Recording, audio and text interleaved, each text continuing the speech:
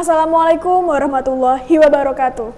Halo sobat, terima kasih banyak sudah klik video ini dan stay tune di channel YouTube kami. Dan selamat datang di channel YouTube kami, Sketsa Berita Ausi.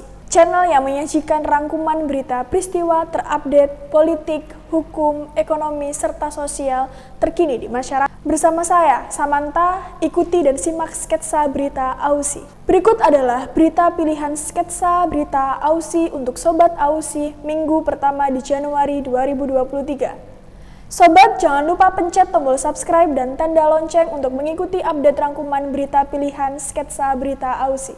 Berikut berita pilihan Sketsa Berita Ausi, simak hingga tuntas. Polemik peraturan pemerintah pengganti undang-undang atau Perpu nomor 2 tahun 2022 tentang Cipta Kerja baru.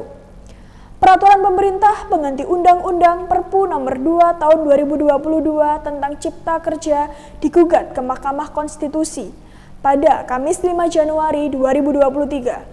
Perpu yang baru diteken oleh Presiden Joko Widodo pada 30 Desember 2022 yang mengganti UU nomor 11 tahun 2020 tentang Cipta Kerja yang dinyatakan inskonstitusional bersyarat oleh MK. Gugatan terhadap Perpu Cipta Kerja dilayangkan oleh seorang dosen dan konsultan hukum kesehatan Hasrul Buamona dan koordinator advokasi Migran Care, Siti Badriah. Kemudian menyusul konsultan hukum para anak buah kapal atau ABK Harseto Setiadi Raja serta seorang mantan ABK migran Jati Puji Santoso. Bahkan dua mahasiswa Fakultas Hukum Universitas Shahid, Shalom Mega G. Matita Putih dan Ananda Lutfia Ramadanti juga turut menjadi penggugat UU Cipta Kerja 2022. Mereka memberi kuasa kepada koordinator tim kuasa hukum penggugat Undang-Undang Cipta Kerja Victor Santoso Tandiasa dan Ziko Leonard Tijargo Simanjuntak. Kenapa dan mengapa? Ada apa sebenarnya dengan Undang-Undang Cipta Kerja yang baru saja diteken oleh Presiden Jokowi pada 30 Desember 2022 lalu? Siapakah yang terganggu dengan kehadiran UU Cipta Kerja 2022? Victor Santoso Tandiasa, kuasa hukum. Mereka menilai bahwa tindakan pemerintah menerbitkan Perpu Cipta Kerja merupakan bentuk pelecehan terhadap MK. Wow, begitu dahsyatnya penilaian mereka hingga muncul kata pelecehan terhadap MK. Menurut mereka, apabila Perpu ini tidak dibatalkan, maka semua lembaga negara berpotensi akan mengikuti pembangkangan yang sama untuk tidak mematuhi putusan MK. Dan apabila tidak sejalan dengan keinginannya, ada apa ini sebenarnya dengan pemerintah RI? Victor Santoso Tandiasa mengatakan jangan membangkang UUD 1945. Tindakan penerbitan Perpu ini merupakan pembangkangan terhadap konstitusi. Sebelumnya, Menteri Koordinator Bidang Perekonomian Airlangga Hartanto menyampaikan bahwa keluarnya Perpu nomor 2 tahun 2022 itu diharapkan memberikan kepastian hukum dan juga menjadi implementasi dari putusan MK. Airlangga Hartanto berpandangan putusan MK yang menyatakan UU Cipta Kerja inkonstitusional bersyarat telah mempengaruhi perilaku dunia usaha dalam maupun luar negeri yang juga menunggu keberlanjutan undang-undang tersebut. Oleh karena itu, pemerintah menilai perlu ada kepastian hukum dari undang-undang tersebut.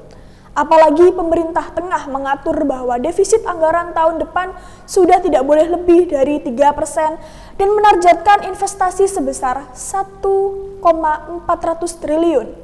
Menurut Menteri Koordinator Bidang Perekonomian Airlangga Hartanto, Perpu Kerja ini mendesak, dikeluarkan karena Indonesia dan semua negara juga tengah menghadapi ancaman krisis, pangan, energi, keuangan, dan perubahan iklim. Menteri Koordinator Bidang Perekonomian Airlangga Hartanto juga menyatakan bahwa Indonesia kini menghadapi potensi resesi global, peningkatan inflasi, dan ancaman stagflasi. Ditambah lagi jumlah negara yang bergantung ke IMF pun disebut semakin bertambah.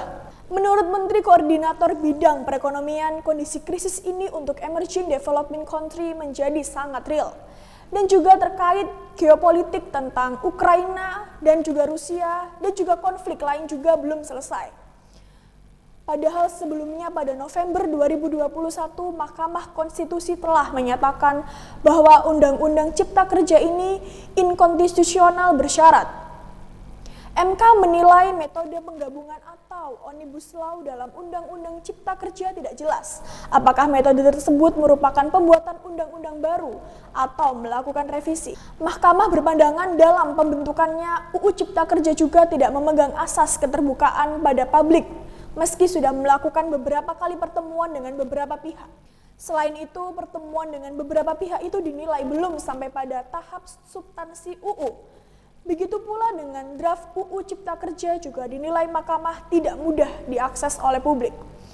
Oleh karena itu, MK menyatakan bahwa UU Cipta Kerja inkonstitusional bersyarat selama tidak dilakukan perbaikan dalam jangka waktu 2 tahun setelah putusan dibacakan atau sampai dengan 25 November 2023 tidak diperbaiki.